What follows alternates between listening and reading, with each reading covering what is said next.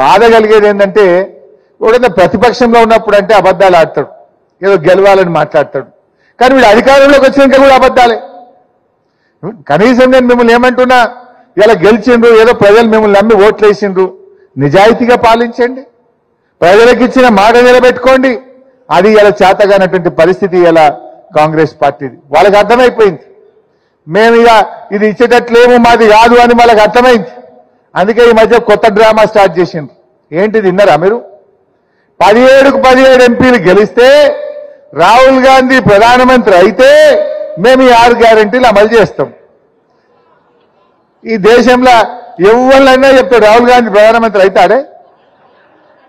మొన్ననే చెప్పిండు ఆమె, ఎవరు, మమతమ్మ గారు, వెస్ట్ బెంగాల్ ముఖ్యమంత్రి మమతా బెనర్జీ గారు చెప్పింది మొన్న ఎక్కడో, అరే మీ కాంగ్రెస్ పార్టీలు బాగా ఎగుతురు దుంకుతురు, మీ ముఖానికి 40 సీట్లు తెచ్చుకోండి ఎంపీలు చాలు అన్నది.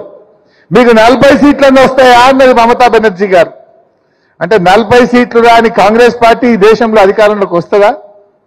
అసలు మీ ఇండియా కూటమి రోజు ఇసుకపోతుంది, పేకమేడలాగా కూలిపోయింది. ఆయన నితీష్ వెళ్ళిపోయిండు, కేజ్రీవాల్ వెళ్ళిపోయిండు, మమతా బెనర్జీ వెళ్ళిపోయింది, సిపిఎం పార్టీ వెళ్ళిపోయింది. అసలు ఎవడన్నా ఉన్నాడా మీ ఇండియా కూటమిలా? మరి యాడికెళ్ళి అధికారంలోకి వస్తారు మీరు? అంటే ఇవాళ రేవంత్ రెడ్డి గారు మెల్లగా తయారు చేస్తుండగా ఆయనకు కూడా అర్థమైంది ఇండియా కూటమి రాదు, రాహుల్ గాంధీ ప్రధానమంత్రి కాడు. అందుకే చిన్నగా ఇప్పుడు ఒక వంట వండుతున్నాడు. ఏమని? అరే ఢిల్లీలో మా గవర్నమెంట్ వస్తుంది అనుకున్నాం, రాలేదు, ఇక ఈ 6 గ్యారెంటీలు మాకు శాత కాదు అని చేతులు లేపనీకో కొత్త వంటకం స్టార్ట్ చేస్తా ఉన్నాడు. ఈ విషయాన్ని మనం ప్రజలకు చెప్పాలి. నిజంగా నువ్వు ప్రజలకు ఇచ్చిన మాట నిజమైతే ఈ పార్లమెంట్ ఎన్నికల్లోపు మా అవ్వ తాతలకు 4000 పెన్షన్ ఇచ్చి నువ్వు ఓట్లు అడగాలని చెప్పి నేను డిమాండ్ చేస్తా ఉన్నా. నిజంగా నీ మాట మీద ఉండేవానివైతే పార్లమెంట్ ఎన్నికల నోటిఫికేషన్ వచ్చే లోపు మా అక్క చెల్లెలకు నెలకు 2500 రూపాయలు బ్యాంకులలో వేసి నువ్వు ఓటు అడగాలని చెప్పి నేను డిమాండ్ చేస్తా ఉన్నా. రేవంత్ రెడ్డి నిజంగా నువ్వు మాట మీద ఉండేవాడివైతే డిసెంబర్ 9 2 లక్షల రుణమాఫీ చేస్తా అన్నావు. ఆ రుణమాఫీ చేసినాకనే మా రైతుల ఓటు అడగాలని చెప్పి ఈరోజు నేను డిమాండ్ చేస్తా ఉన్నా.